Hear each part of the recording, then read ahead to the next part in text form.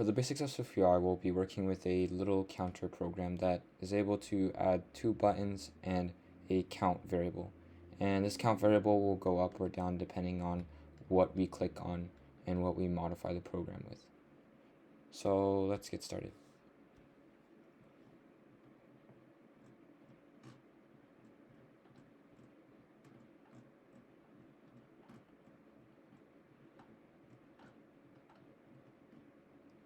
Let's start with the basics of SwiftUI.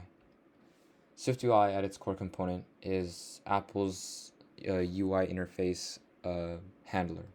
So a handler in programming is a way for the computer to handle certain ways. And for SwiftUI's sake, it's the user interface. So the user interface can be anything the user sees on the screen. So we could have a smiley face.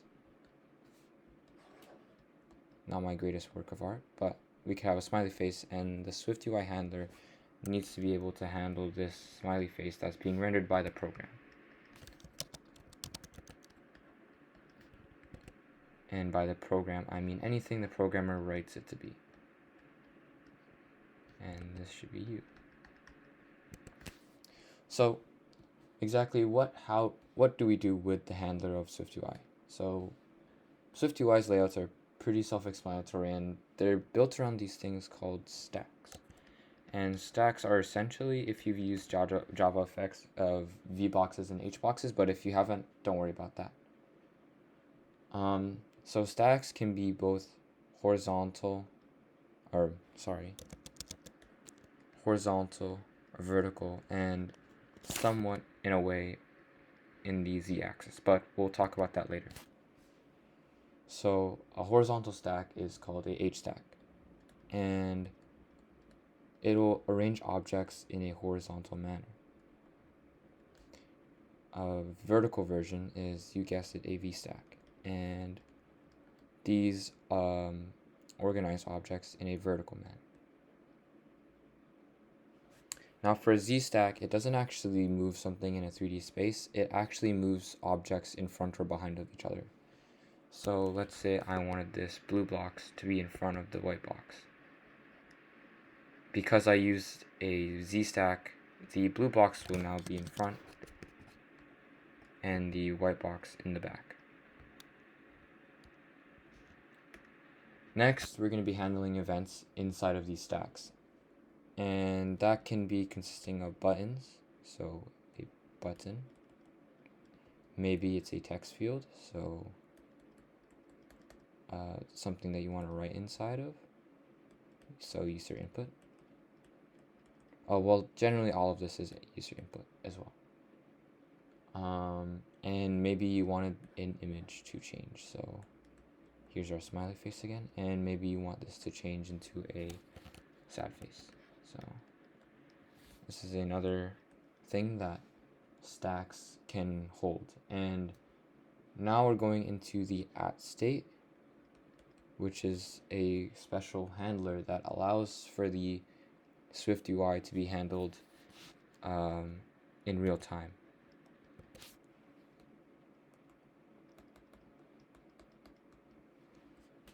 So let's say we have a variable, and that variable is count.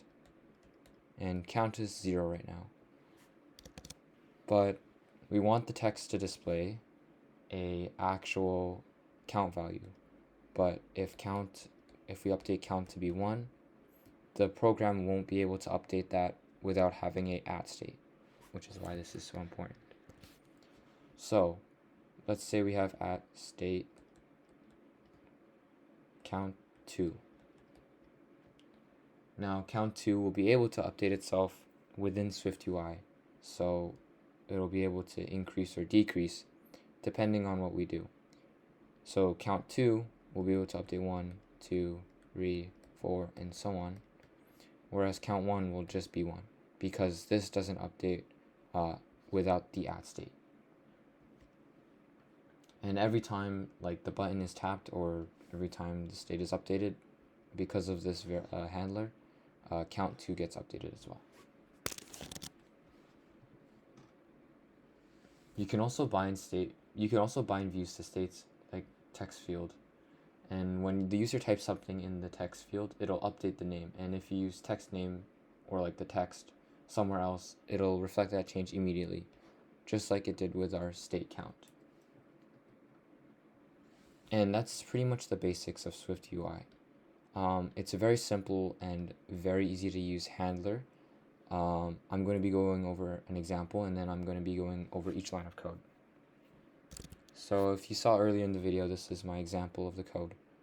Now here we have a VStack, which if you remember earlier is a vertical box holding contents. In this case, our content is called text, and it displays our state variable count. And right now count is at 0. Well, it was at 1, but now it's at 0. Now we also have we're able to apply a font to make this larger, and without this this count text would be lower. So the elements of any VStack or HStack or stack in general usually have their own methods to edit it. In this case, we use font to enlarge in this. Now within VStack, you can have HStack, and that's another thing.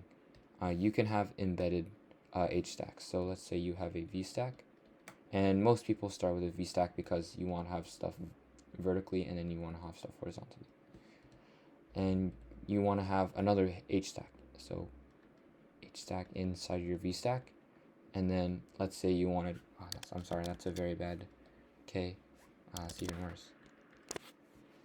And let's say you wanted a ZStack in there, because you want to manage this HStack with the ZStack, you put a ZStack under the HStack, if that makes sense.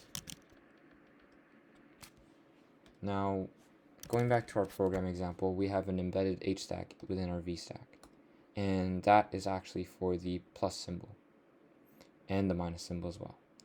So, as mentioned earlier, we have to bind an action to the button, which is in the HStack, and that's to increase the count, or the state count, if you could call it that, by 1 when the text of the button is pressed.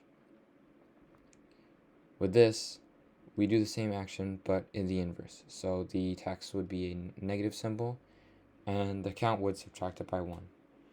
Since this is an integer, we can have negative numbers, but this doesn't show. Otherwise, we can increase the count by however much we want. Padding allows for a seamless kind of spacing in between the two, between the HVStacks and ZStack if we had one. Fortunately, we don't need to do that here, but it's always nice to have padding. This project will be available on my GitHub as usual, and be sure to leave any comments you need about or questions in the comments below. This will be the basics of SwiftUI, and be sure to reach out for any other tutorials or lessons you guys want.